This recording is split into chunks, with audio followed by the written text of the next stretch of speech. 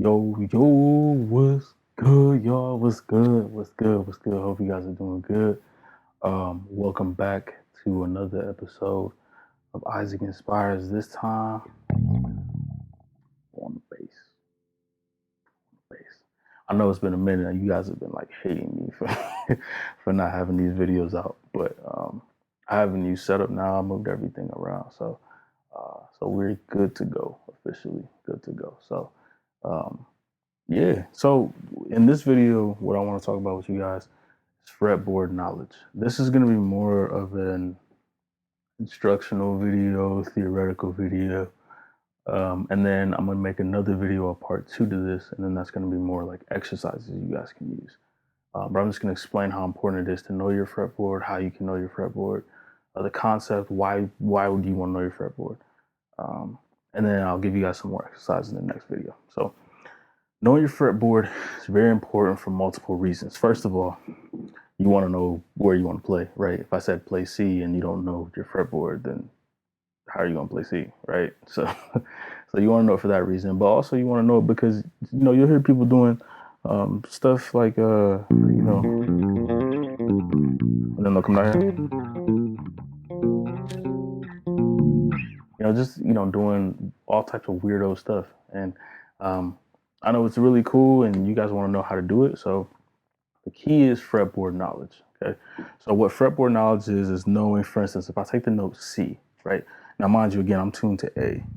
So my C is not where you guys' C would be. Like your C would be here on this middle string. My C is up here. So I'm going to explain it in the way that most people tune their bass, which is to B instead of A. And then just know it's going to sound different, but the concept's the same. The exact same concept. So we're here, right? And most people see. Some of you guys, it's B flat for me. So we're here. So we want to know how many C's we have on the entire fretboard, right? We want to know that. So we want to find every single C possible. Now this is where your major scale becomes very important, because if you know your major scale, then you know there's another C here. So you have a C here and you have a C here. If you go backwards, you have a C here too. So right now we just found 3 C's on the first part of our fretboard. Cool, so we have 3. Now here's G, A, B, C, right? So we have another C here. What our major scale, we have another C. So now we found 5 C's. Now, for those of you guys that don't know, you see these 2 dots here? This is essentially kind of like a reset. So your open string and your double dot are the same note. The same note, they're just an octave higher. So,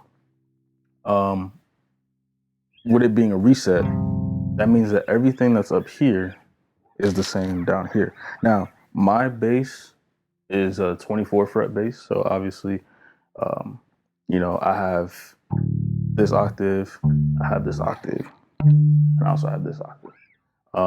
If you have a Fender bass, you don't have 24 frets, so you're not gonna have. I think it's an 8. Is it 18? I want to say it's an 18. I could be wrong. A 19. I don't know. So depending on your bass, you may not have like the super high octaves, but the concept is the same in that the double dots essentially is like your reset. So we had 5 C's up here. So on my bass, on a 24 fret bass, that means I have 5 more C's at the bottom. So I have a total of 10 C's on my bass. So that means if I want C, I have 10 different options to choose from. And so when you're doing your runs and your fills and you want to do the really cool stuff up here, if you know that C's here, but you also know that C's right here, right? You can come down here and do the same thing, right? So all that cool stuff that you guys hear, all the stuff that you guys really want to do, all it is they're taking what's up here and playing it down here, right? So this is why fretboard knowledge is very important, because you can do the same, 6 stuff here and then do it up here, in the middle of like your groove, and it's like, woo, that's where you get all the eyes, right? Woo.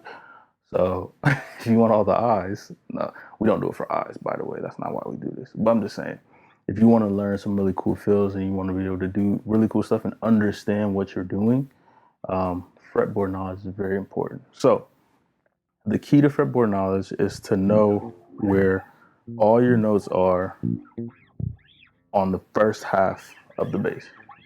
And then from there, just take that same knowledge and apply it to the second half of the bass. It's gonna make your life so much easier. Fretboard knowledge is also important in the sense that it helps you to know how you can play scales different ways, right? So for instance, like if I want to play my major scale, let's take this C here, I'll go, right? So obviously this is a B flat, but I'm saying it's C for the sake of the video.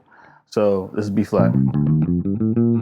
So most of us know our major scales like that, right? But having knowledge of your fretboard, you can play your bass a different way. You can play your scales a different way. You can play,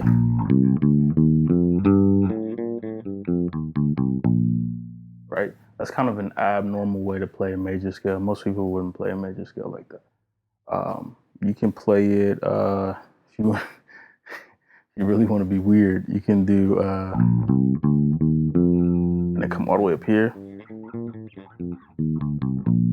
right? So you can play your major scale like literally 1,000 different ways.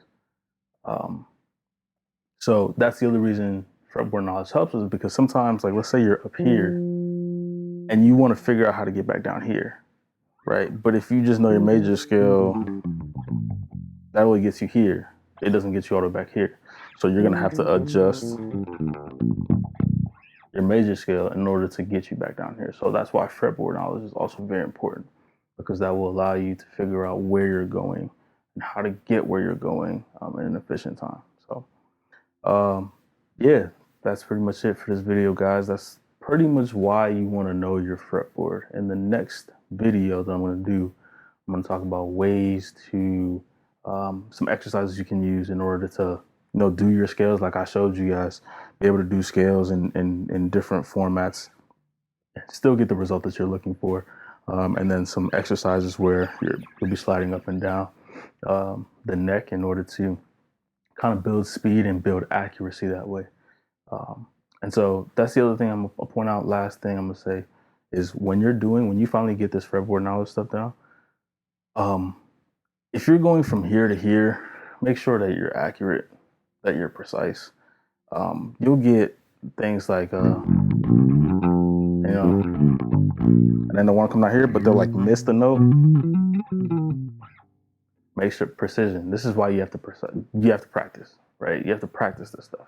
Precision. If you're sloppy with that stuff, it's not going to sound good, right? So the whole point of this is we want to be accurate, we want to be precise, but we also want to know how to maneuver the board. So like I said, this is just the first video, guys. I'm going to do another video here soon. This is going to be the part 2. That's going to be more exercise. I'm going to play some more. I got to get me some new strings on this because my strings are old. And this part is acting up. So that's why on that major scale I didn't play all the way up here. So I'm going to get some new strings and then I'm going to make that video and show you guys how to do that too. So take care, guys. Love y'all. Appreciate the support. Like, share, comment on the video. Let's grow together. That's the whole point of this channel. If you have any questions, let me know. Hit me up. And I'll see you on the next one. All right. Take care.